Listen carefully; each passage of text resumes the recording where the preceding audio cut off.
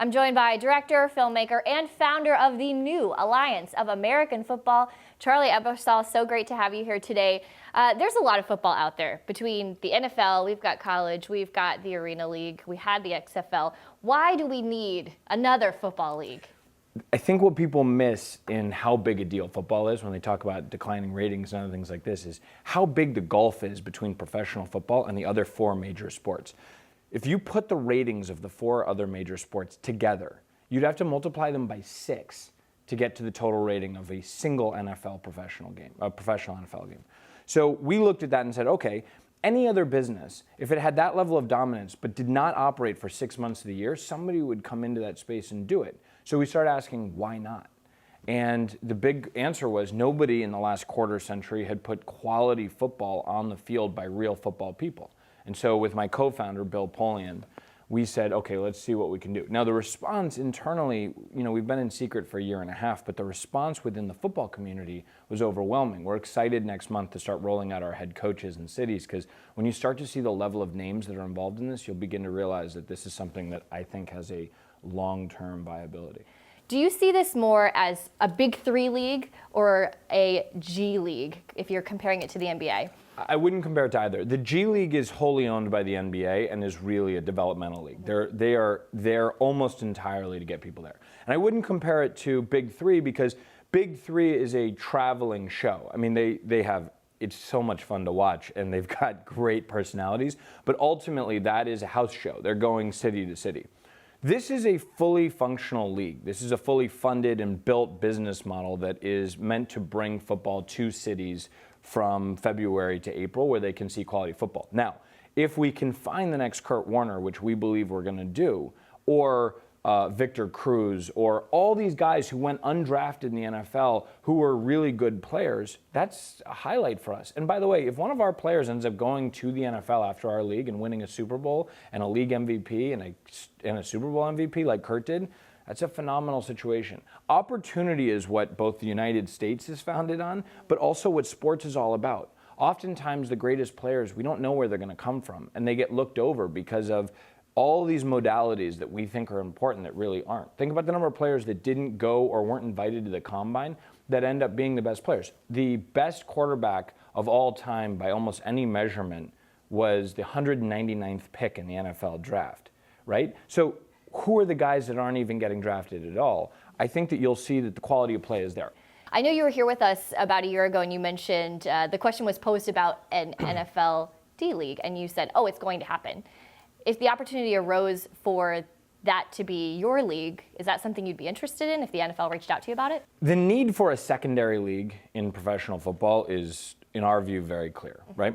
But the other side of it is I don't look at it so much as an NFL D League or developmental league. What I look at it as is think about professional soccer in the world, globally, right? Players move from country to country and league to league all the time. The guys that play in the Premier League and the guys that play in the MLS, it's not necessarily a competitive situation. You've got players that move in both directions because you create quality situations in both places. Well, I know one of the things that you're also doing is providing scholarships for players. And so that immediately made me think of why would a player go to college if they could play for you, get a scholarship, get paid? Would you be open to taking high schoolers? No.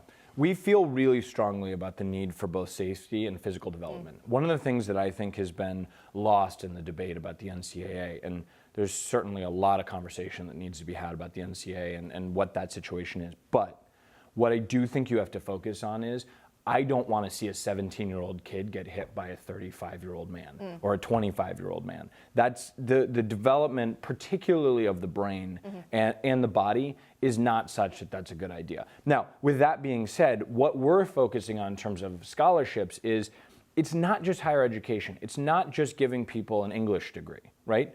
What we see is that when you look at players like Justin Tuck and you look at players like Hines Ward and Troy Polamalu, these are all guys who, after they got out of college, they went after some form of vocational training. In Justin's case, he's getting his MBA from Wharton, but from other guys, they went and became welders or they became lawyers or those are things that can be done after you're done playing football. Because I think one of the great stresses of really all Americans' lives is financial awareness and education and what am I going to do next in terms of jobs. For a football player, they pour everything they have into being a football player. So how do we reward them to enhance their lives after the game? It's really important to us. I'm just thinking about the NFL and college football and talking to athletes. There's this mentality that those things will use them up and spit them out. And like you said, good luck with the rest of your life. You're investing in the core problems that people have. I know head injuries is another, preventing head injuries is another thing you guys are focused on with some of the rule changes you guys have. Yeah, that's right. So in terms of investing in the players, our view is, wouldn't it be great if the players come out of our league, they turn around and they invest in their own communities? This is something that I think is a cultural requirement of a new professional league. If we're going to change the paradigm, the average age of the majority of the people in my organization is sub 40. So if we're going to look at this millennial version, I don't know that I'm allowed to call myself a millennial, if we're allowed to look at ourselves as a younger version and what the new version is, then we need to think about what the larger cultural impact is. I also will say, and so in terms of head health, I am not a brain expert. Neither is Bill Polian or Justin Tuck or anyone else in my organization, which is why we are putting together a completely separate organization that will actually write our protocols and will police our protocols. Because honestly, it should not be people who are profiting off of the business who are making determinations about medical health and safety. So I know you guys are launching February 2019, a week after the Super Bowl, a year before the XFL launches. Was a part of your plan to beat the XFL to the punch here? No. We started doing this almost a year and change before Vince announced anything. In fact, when we did the film, we had already, before the film came out, we'd already really started the process.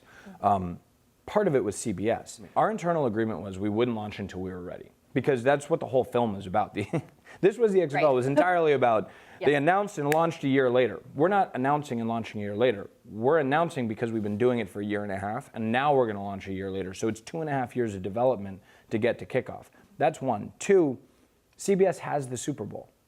So the Super Bowl airs on CBS, and the next week on CBS, our game airs. And so we believe that there's a lot of value in that consistency and showing the flow of football, because as is said often, it truly is the saddest Sunday in America. So we should start looking at that weekend as an opportunity to bring fans back in. I was going to say, I always wake up that next Monday so sad that I have to wait all this time. You've completely solved my problem and the problem of many Americans, I'm sure, so we appreciate that. We're here to help. Yeah, so you talk about that documentary you made about the XFL. I'm sure you learned so much about so many different things. Did you learn anything about maybe what not to do in making your league?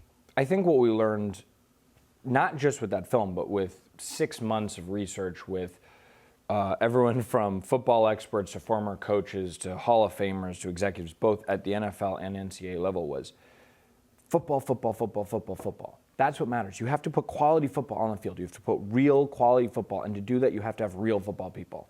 And that it's not about marketing and it's not about all the other stuff. That if you're going to put a 10-year plan together, you have to put something together that is entirely based around quality product. All right, so I want to go back to what you said about how impressed we're going to be with some of the names of the people involved, some of the coaches. Are we going to see any Pro Bowlers?